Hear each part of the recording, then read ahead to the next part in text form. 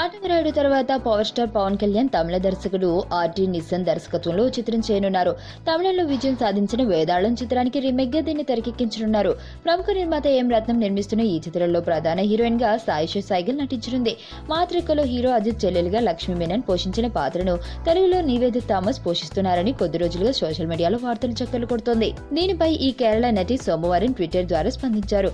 తాను పవన్ సోదరి పాత్రను తాను పోషించడం లేదని స్పష్టం చేశారు. జెంటిల్మెన్ తో తెలుగు ప్రేక్షకులకు పరిచయమైన ఈమె క్షమించండి, ఇది నిజం కాదు అని ట్వీట్ చేశారు. ఇంతటితో ఈ రూమర్లకు ఫుల్ స్టాప్ పడింది.